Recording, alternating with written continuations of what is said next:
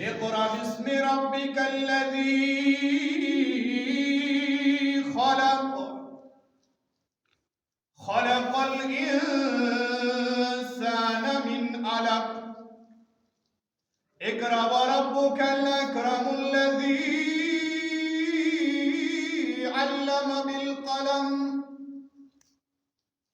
علم الإنسان ما لم يعلم.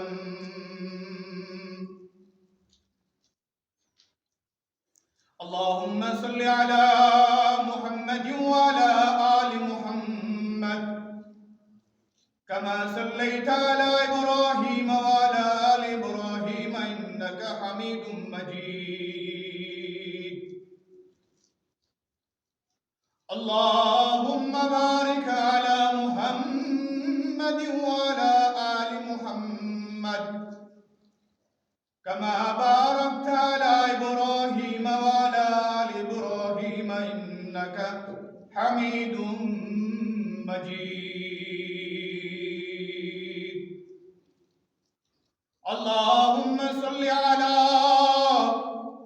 جميع الأنبياء والمرسلين وعلى سائر الصحابة والتابعين وعلى عبادك الصالحين. اللهم رب اشرح لي صدري ويسر لي أمري واحلل عقدة من لساني يفقهوا قولي. ربي زدني علما ربي زدني علما لا علم لنا إلا ما علمتنا إنك أنت العليم الحكيم. اللهم اغفر لنا اللهم اغفر لنا ذنوبنا وكفر عنا سيئاتنا وتوفنا مع الأبرار.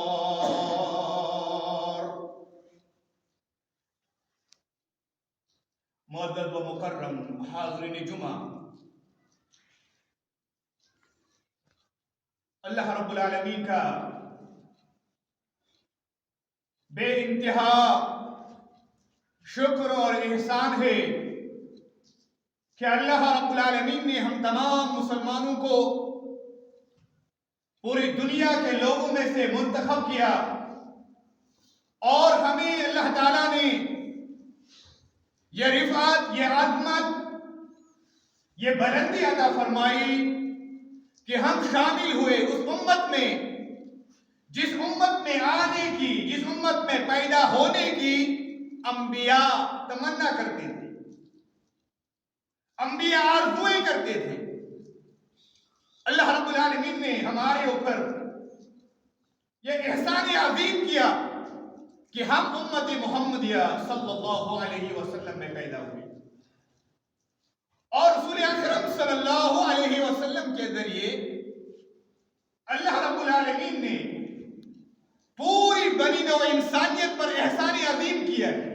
عمومی طور سے اور خصوصی طور سے اللہ رب العالمین نے مسلمانوں پر یہ احسان عظیم کیا کہ انہیں محمد رسول اللہ صلی اللہ علیہ وسلم کی امت میں داخل کیا. اگر مسلمان کی کوئی عظمت ہو سکتی ہے، کوئی رفعت ہو سکتی ہے، کوئی شان ہو سکتی ہے، تو اس سے بڑھ کر ایک مسلمان کی کوئی شان ہو ہی نہیں سکتی، اس سے بڑھ کر مسلمانوں کی کوئی عظمت ہو ہی نہیں سکتی کہ وہ محمد عربی صلی اللہ علیہ وسلم کی امت ہے. اس سے بڑھ کر ہمیں کسی شان کی ضرورت نہیں، کسی عظمت کی ضرورت نہیں، کسی بلندی کی ضرورت نہیں، کسی رفعت کی ضرورت نہیں.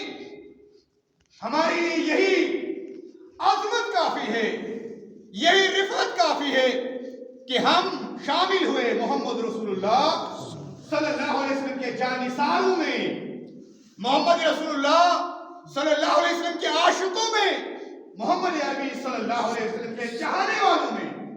کیونکہ ایک مسلمان کے لیے، ایک مومن سب سے زیادہ حبیب، سب سے زیادہ محبوب محمد عربی صلی اللہ علیہ وسلم کی شخصیت۔ مسلمان کے لیے اس سے بڑھ کر کوئی بھی چیز نہیں ہو سکتی ہے۔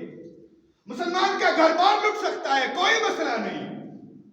مسلمان خود قتل ہو سکتا ہے، کوئی مسئلہ نہیں۔ مسلمان کی بستیاں اجڑ سکتی، کوئی مسئلہ نہیں، لیکن مسلمان محمد عربی صلی اللہ علیہ وسلم کے جانثاروں میں، مسلمان محمد عربی صلی اللہ علیہ وسلم کے ہر ادا پہ جان لٹانے والے ہیں۔ وہ مسلمان ہو ہی نہیں سکتا جو مسلمان خود سے زیادہ، دنیا کی تمام اشیاء سے زیادہ محبت کرے محمد عربی صلی اللہ علیہ وسلم۔ اور یہ تقاضا ہم سے قرآن کرتا ہے، یہ تقاضا ہم سے ہمارا ایمان کرتا ہے، یہ تقاضا ہم سے ہمارا اسلام کرتا ہے۔ اور قرآن مجید میں اللہ رب العالمین سورہ آل عمران میں فرماتے ہیں لَقَدْ مَنَّ اللَّهُ عَلَى الْمُؤْمِنِينَ إِذْ بَعَثَ فِيهِمْ رَسُولًا مِنْ أَنفُسِهِمْ يَتْلُو عَلَيْهِمْ آيَاتِهِ وَيُزَكِّيهِمْ وَيُعَلِّمُهُمُ الْكِتَابَ وَالْحِكْمَةَ وَإِنْ كَانُوا مِنْ قَبْلُ لَفِي ضَلَالٍ مُبِينٍ۔ میرے خطاب کا عنوان بھی یہی ہے، نبی کی بعثت کا مقصد بتایا گیا، نبی مکرم صلی اللہ علیہ وسلم کے اس دنیا میں تشریف آوری کا مقصد عظیم بتایا گیا کہ رسولوں کا کام کیا ہوتا ہے اور محمد عربی صلی اللہ علیہ وسلم کیا کر کے گئے ہیں دنیا میں۔ اللہ رب العالمین فرماتے ہیں لَقَدْ مَنَّ اللَّهُ عَلَى الْمُؤْمِنِينَ، کہ اللہ تعالیٰ نے مومنوں پر، مسلمانوں پر، عمومی طور پر دنیا کے تمام انسانوں پر، چاہے وہ انسان ہندو ہے، چاہے وہ بودھ ہے، چاہے وہ عیسائی ہے، چاہے وہ کرسچن ہے، چاہے وہ یہودی ہے، وہ کسی بھی مذہب سے تعلق رکھتے ہیں، کسی بھی قبیلے سے تعلق رکھتے ہیں، دنیا کے کسی بھی کونے میں رہتے ہیں، اللہ تعالیٰ فرماتا ہے عمومی طور پر ان پہ بھی اللہ نے احسان کیا، خصوصی طور پر مسلمانوں پہ اللہ تعالیٰ نے احسان کیا۔ کیا احسان کیا؟ لَقَدْ مَنَّ اللَّهُ عَلَى الْمُؤْمِنِينَ إِذْ بَعَثَ فِيهِمْ رَسُولًا مِنْ أَنفُسِهِمْ۔ وہ احسان یہ ہے کہ اللہ رب العالمین نے انہی کے اندر، انہی میں سے ایک انسان کو چنا اور ان کے لیے اسے رسول منتخب کیا۔ اس رسول کا کام کیا ہے؟ جو رسولوں کا کام تھا وہی رسولوں کے ماننے والوں کا بھی کام ہے۔ جو نبیوں کا کام ہوتا ہے وہی نبیوں کے متبعین کا بھی کام ہوتا ہے۔ اگر نبی کے ماننے والے، اگر نبیوں کے پیروکار نبیوں والا کام نہیں کریں گے، نبیوں کے مشن کو آگے نہیں چلائیں گے، تو اس کا مطلب یہ ہے کہ وہ حقیقی معنوں میں نبی کے متبعین نہیں ہے، وہ حقیقی معنوں میں نبیوں کے ماننے والے نہیں ہیں۔ جو نبی نے کام کیا ہے اس کام کو نبی نے، ہر نبی نے، اور محمد عربی صلی اللہ علیہ وسلم نے بھی اس کام کو پیچھے چھوڑا ہے، اپنے امتیوں کے حوالے کر دیا۔ اس لیے حدیث میں آتا ہے العلماء ورثۃ الانبیاء، جو علماء ہوتے ہیں وہ نبیوں کے وارث ہوتے ہیں۔ اور اس حدیث میں آگے یہ ہے کہ انبیاء جو ہیں وہ اپنے وارثین کو درہم و دینار کا وارث نہیں بناتے، وہ کس کا وارث بناتے ہیں؟ علم کا وارث بناتے ہیں۔ آپ نے پڑھا ہوگا، یہاں مجھ سے زیادہ پڑھے لکھے لوگ ہیں، میں طالب علم ہوں، اور وہ بھی ایک چھوٹا سا طالب علم۔ آپ نے سورہ مریم کو پڑھا ہوگا، سورہ مریم میں پہلے ہی رکوع میں حضرت زکریا علیہ السلام کا تذکرہ آتا ہے۔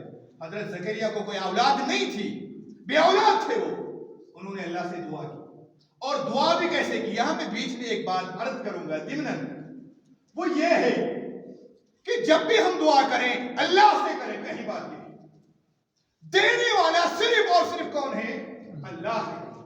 لینے والا بھی اگر کوئی ذات ہے تو وہ اللہ کی ذات ہے۔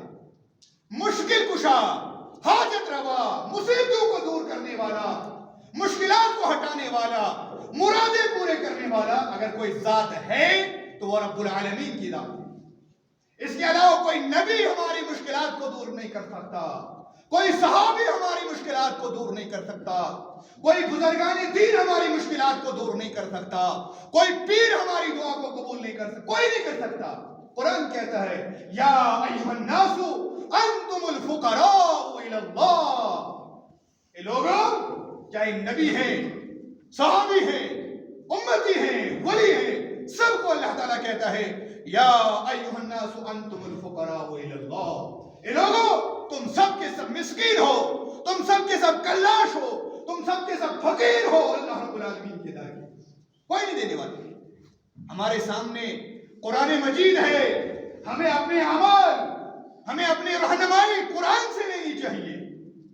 جب ہم نے قرآن کو چھوڑا، رسول مکرم کی ذات اقدس کو چھوڑا، ہم گمراہ ہو گئے، ہم بدعتوں میں مبتلا ہو گئے، ہم خرافات میں مبتلا ہو گئے۔ میں عرض کر رہا تھا زکریا علیہ السلام کی اولاد نہیں ہو رہی تھی، پینشن ہو گئی۔ زکریا علیہ السلام فکر مند ہو گئے، کس لیے؟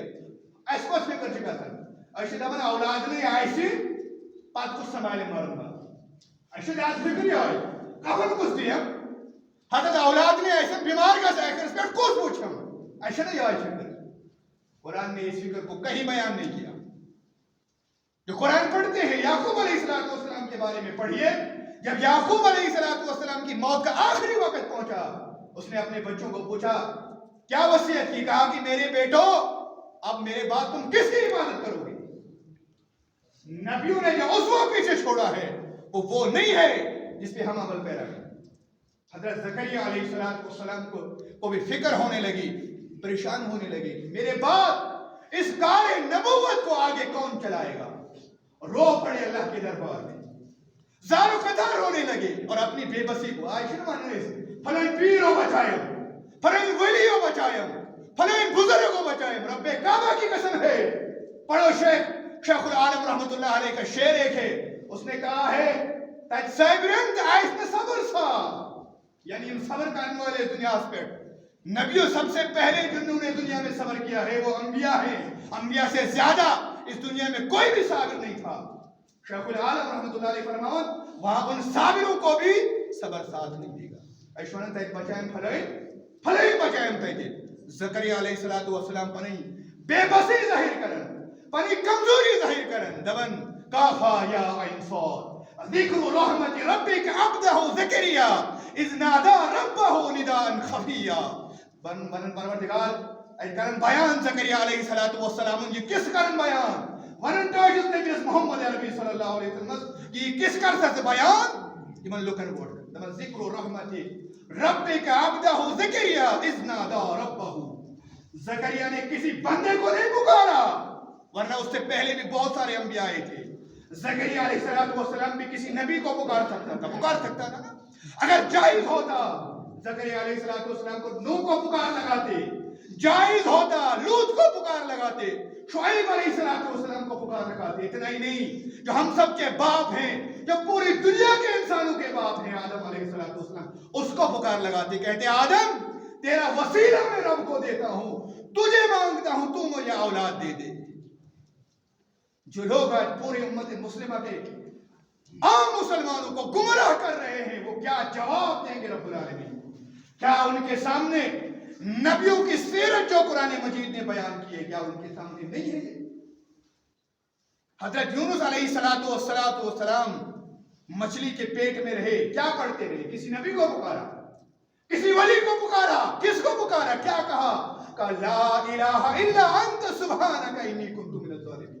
اللہ اکبر۔ نبی کہتا ہے، قرآن کے الفاظ ہیں، اگر ہم کہیں گے یہ گستاخ ہے، انہوں نے گستاخی کری۔ قرآن کہتا ہے، قرآن کے الفاظ ہیں، کہتا ہے یونس علیہ السلام لا الہ الا انت، اے میرے رب تیرے علاوہ کوئی معبود برحق نہیں ہے، تو ہی معبود برحق ہے، انی کنت من الظالمین، میں ظالموں میں سے ہوں۔ کون کہتے ہیں؟ نبی خود اپنی زبان سے کہہ رہا ہے، قرآن ریکارڈ کر رہا ہے الفاظ۔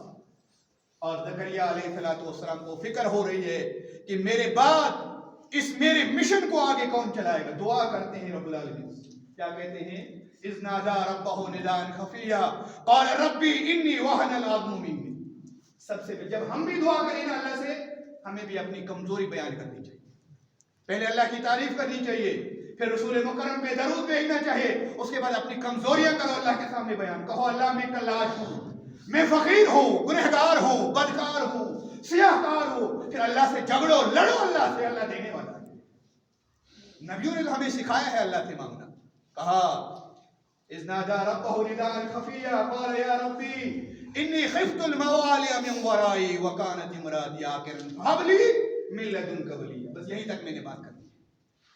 इन्नी खिफ्तुल मवाली मिन वराई, मन लोगों जिसमें पद मैं बाद में खौफ, मुझे खौफ है, मुझे अंदेशा है कि मेरे बाद मेरे मिशन को कौन चलाएगा। फहाबली मिल्लतुन का वलिया, अपनी तरफ से मुझे कोई वली अता फरमा, मेरा मुआविन अता फरमा, मेरा मददगार अता फरमा, जो मेरे इस कार नबूवत को, जो तेरी तौहीद के पैगाम को, जो तेरे इस्लाम के परचम को मेरे बाद भी जिंदा रखेगा। तो नबियों को क्या होता था, किस बात का अंदेशा होता था कि इस कार नबूवत को आगे कौन चलाए, और इस नबियों के मिशन को चलाना अब किसने है, क्योंकि अब नबी नहीं आएगा। आपको लगता है अब नबी आएगा? हर मोमिन, हर मुसलमान का यह एतकाद है, ये ईमान जाजिम है कि अब अल्लाह के रसूल के बाद कोई नबी नहीं आएगा। और अगर कोई दावा करेगा कि मैं नबी हूं तो वो कज़्ज़ाब है, वो दज्जाल है, वो मुर्तद है। और अगर इस्लामी शरी हुकूमत नाफिज होगी तो उसको कत्ल कर दिया जाएगा, उसको जिंदा रहने का हक नहीं दिया जाएगा। ये हम सब का ईमान है और कुरान इस पे गवाह है। कुरान कहता है मा कान मुहम्मदुन अबा आदम मिन रिजालिकुम वलाकिन रसूलुल्लाह व खातमुन नबी। मोहम्मद तुम में से किसी के बाप नहीं है, अल्लाह के रसूल है और खातमुन नबी है, यानी अल्लाह के रसूल के बाद अब कोई नबी नहीं आएगा। अब इस कार नबूवत को आगे कौन बढ़ाएगा? अल्लाह के रसूल के मिशन को आगे किसने बढ़ाना है? ये हम लोगों ने बढ़ाना है, ये उन लोगों ने बढ़ाना है जो सहाबा के पैरोकार है, जो अइम्मा मुज्तहिदीन के पैरोकार हैं। जब तक हमारा ताल्लुक सहाबा से नहीं होगा, हमारी मोहब्बत सहाबा से नहीं होगी, क्योंकि ये दीन इमाम मालिक रहमतुल्लाहि तआला अलैहि फरमाते हैं कि इस उम्मत की इस्लाह भी उसी तरीके से होगी, उसी मनहज से होगी जिस तरीके कार से इस उम्मत की इस्लाह अव्वलीन में हुई थी। अब हर कोई नया तरीका लेके आएगा, अब कोई कहेगा ये तुम्हारा तरीका 1450 साल 1500 साल वाला ये जो पुराना हो गया इसको फेंक दो, अब ये नहीं चलेगा। अब नौजुबिल्लाह साहबा नहीं चलेंगे, ऐसा भी है ना। आए हैं हमारे यहाँ से फितने हैं और जरूरी है इनके ऊपर हम रोशनी डालें। अपने नौजवानों को मुर्तद होने से, गुमराह होने से, साहबा की दुश्मनी में मुब्तला होने से कौन बचाएगा? हम ही लोगों ने तो बचाया। हम ही लोगों ने तो अहले सुन्नह वल जमा का जो दीन का सही मनहज है वो कौन उम्मत के सामने रखेगा? वो हम लोगों ने रखा है। इसलिए इस कार नबूवत को आगे बढ़ाना है, मुसलमानों ने बढ़ाना है, हमने बढ़ाना है। और ये कार नबूवत कैसे आगे बढ़ेगा, किस तरीके से आगे बढ़ेगा, इसके लिए हमारे सामने रसूल मुकर्रम सल्लल्लाहु अलैहि वसल्लम की सीरत होनी चाहिए। और अल्लाह के रसूल सल्लल्लाहु अलैहि वसल्लम की सीरत का पहला माखज़ क्या है? पहला माखज़ कुरान मजीद। अल्लाह के रसूल अगर की सीरत अगर आप पढ़ना चाहेंगे तो सबसे पहले आप कुरान पढ़िए। कुरान में आपको अल्लाह के रसूल सल्लल्लाहु अलैहि वसल्लम की सीरत मुबारक मिली, उसके बाद आप तारीख की तरफ जाएंगे।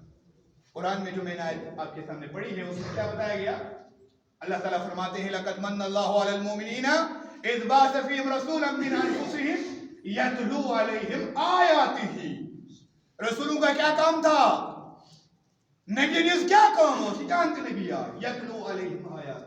रसूल मुकर्रम का भी यही बताया गया, वो लोगों को अल्लाह की आयत पढ़ के सुनाते थे, कुरान मजीद सुनाते थे, कुछ नहीं सुनाते थे, आप कुरान पढ़ के सुनाते थे।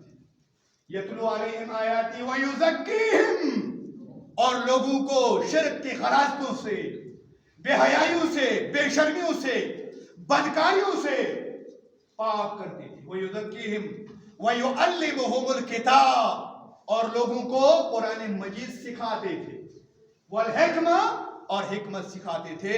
व इन कानू मिन क़ब्लु लफ़ी ज़लालिम, यकीनन ये लोग जिनको अल्लाह के रसूल ने पाक किया, तौहीद का रस निचोड़ के पिलाया, जिनको अल्लाह के रसूल ने, अल्लाह के रसूल ने जिनको मुजाहिद बनाया, अल्लाह के रसूल ने जिनको इस्लाम का शहदाई बनाया, उनको कैसे बनाया? कुरान सुना करके, कोई दूसरी किताब सुना के नहीं, कोई कहानी सुना के नहीं, कोई किस्सा सुना के नहीं, कोई झूठा किस्सा सुना के नहीं।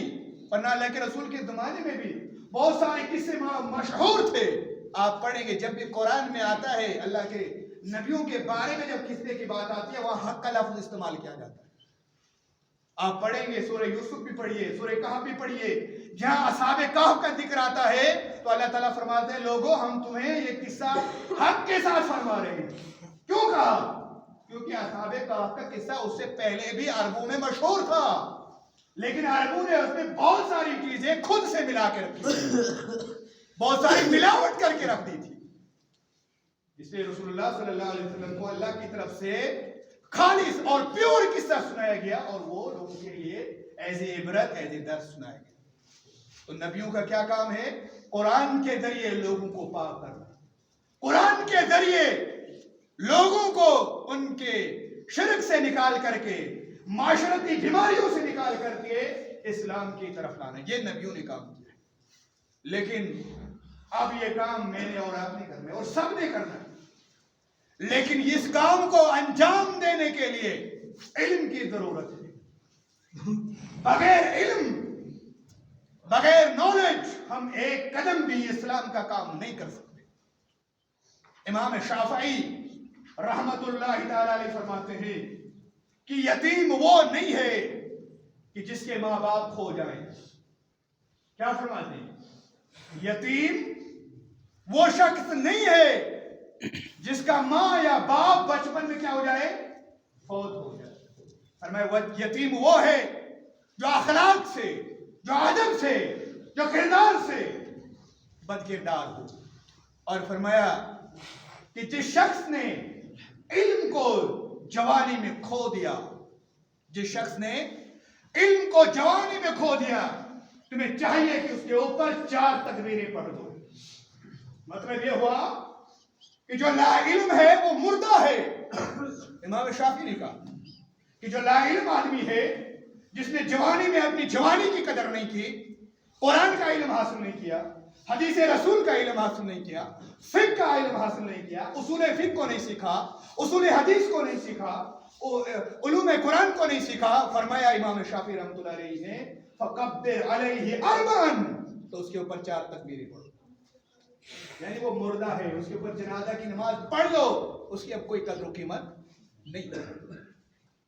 اسلام نے تو علم کی اتنی زیادہ اہمیت دی ہے, اتنی زیادہ اہمیت دی ہے, دنیا کے کسی مذہب میں, یہ میں ذمہ داری کے ساتھ کہتا ہوں, دنیا کے اندر جتنے بھی مذاہب پائے جاتے ہیں, کسی مذہب میں اتنی اہمیت, اتنی قیمت, اتنی امپورٹنس علم کی نہیں ہے جتنی علم کی امپورٹنس اسلام نے دی.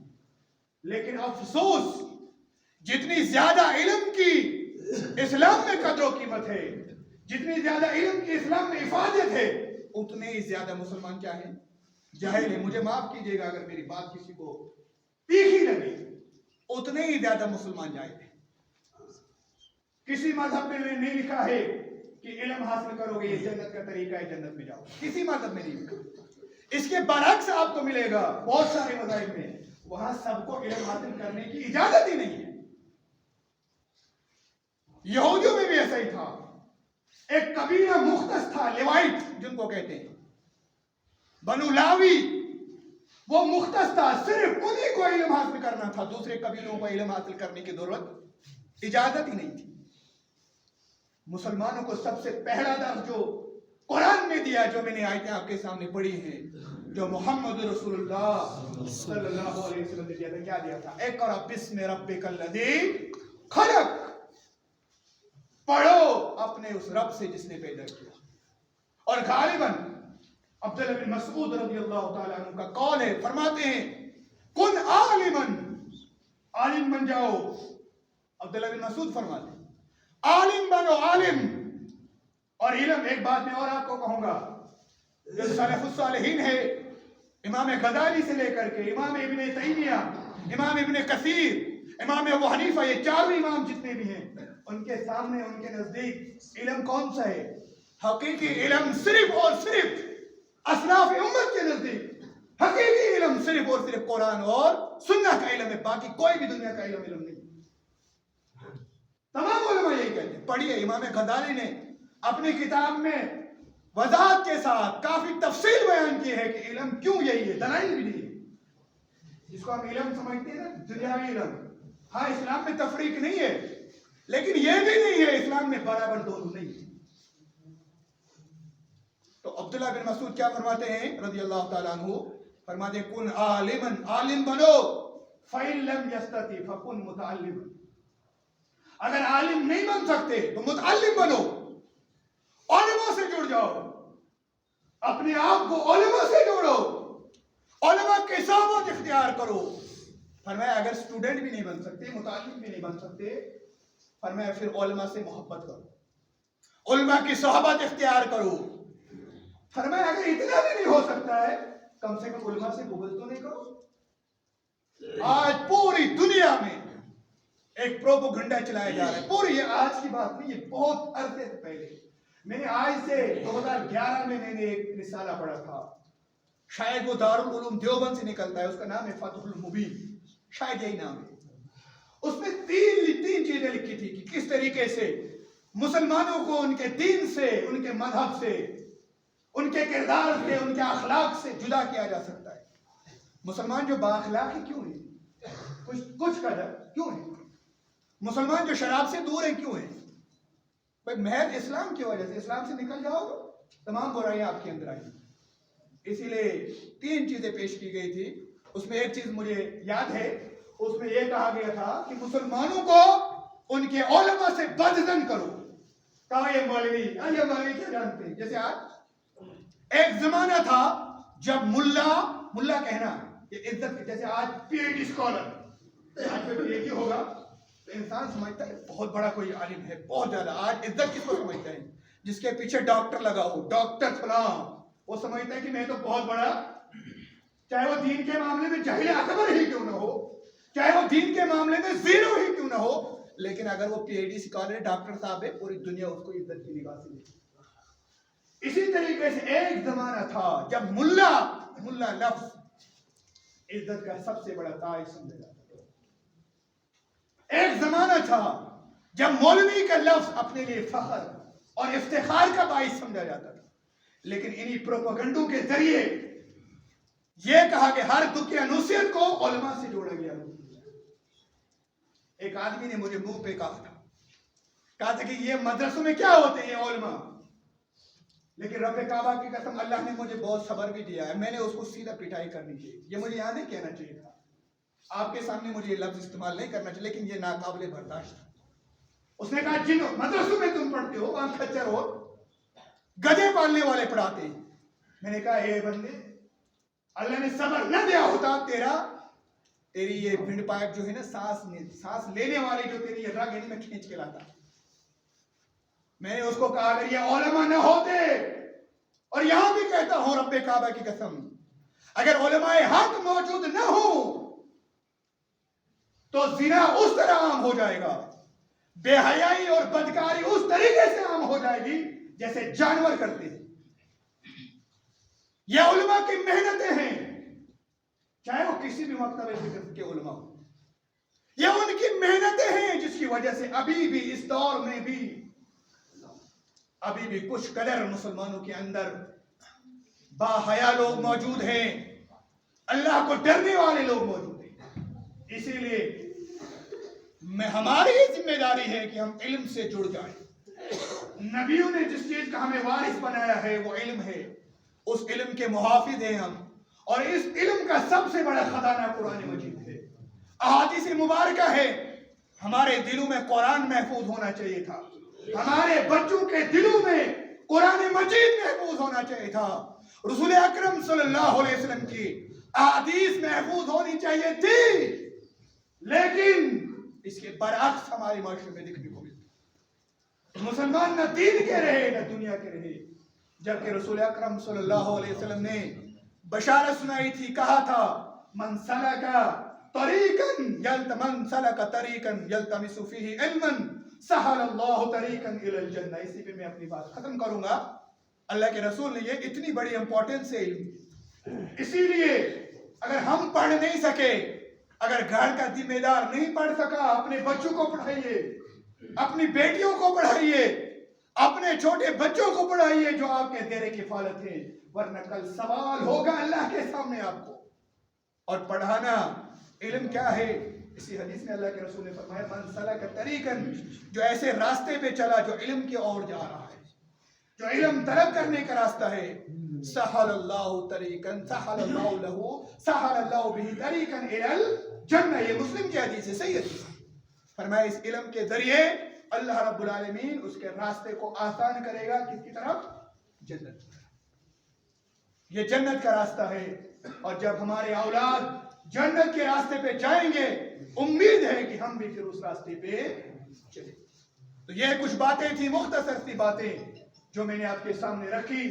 इसमें सबसे पहली बात ये कि नबियों का जो मिशन है वो हमारे सामने रहना चाहिए, और नबी जितने भी नबी आए, और खुसूसन नबी मुकर्रम सल्लल्लाहु अलैहि वसल्लम ने हमें वारिस बनाया है अपने इल्म का, अपने नबूवत के इल्म का, कुरान के इल्म का, हदीस के इल्म का।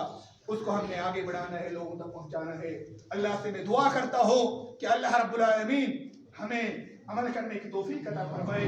अल्लाह तबारक व तआला हमें सही मानों में दीन इस्लाम पर अमल पैरा फरमाए। अल्लाह से दुआ करते हैं, परवरदिगार हम इंसान हैं, हमसे गुनाह होते हैं, हम गुनाहगार हैं रब्बा, हम कमजोर हैं, हम ज़ईफ हैं। परवरदिगार तो गफूर रहीम है, तो कवीयुल मतीन है। परवरदिगार हमसे हमारे खताएं माफ़ फरमा, परवरदिगार हमारे गुनाहों की मग़फ़िरत फरमा, परवरदिगार हमारे घरवालों की गुनाहों की मग़फ़िरत फरमा। परवरदिगार हमसे इस दुनिया से रुख़सत हो चुके हैं, जिनमें हमारे चाहने वाले भी हैं, हमारे रिश्तेदार भी हैं, हमारे असातिज़ा भी कुछ हैं, हमारे इस गांव के भी बहुत सारे लोग दुनिया से चल बसे होंगे, मेरी बस्ती के भी बहुत सारे जवान हमें छोड़ के चले गए हैं। परवरदिगार हम दस्तबा दुआ है उनकी मग़फ़िरत फरमा, परवरदिगार हमको जन्नत में आला मुक़ाम अता फरमा, परवरदिगार हमारे गुनाहों की भी मग़फ़िरत फरमा, परवरदिगार हमारे दुआओं को अपने बारगाह में कबूल फरमा। आखिर में मैं इस जामे मस्जिद शरीफ के इमाम साहब का शुक्रिया अदा करता हूँ, दिल की अमीर गहराइयों से शुक्रिया अदा करता हूँ कि उन्होंने हमें ये मौका इनायत फरमाया कि हम भी आपके सामने खड़े हैं यहाँ पर, और अल्लाह और अल्लाह के रसूल सल्लल्लाहु अलैहि वसल्लम की बातें आप तक पहुँचाएँ। मैं अल्लाह से दुआ करता हूँ कि अल्लाह ताला इमाम साहब की उम्र में बरकत अता फरमाए, इनके अहल व अयाल में, इनके माल व असबाब में अल्लाह ताला बरकत अता फरमाए। अल्लाह ताला इनसे मज़ीद इस दीन की खिदमत ले, अल्लाह ताला इनके इल्म में बरकत अता फरमाए। इनसे भी हम गुजारिश करते हैं कि ये भी हमारे लिए हमेशा दुआ करते रहें। अल्लाह ताला हमारी दुआ को कबूल फरमाए। अस्सलामु अलैकुम व रहमतुल्लाहि व बरकातहू।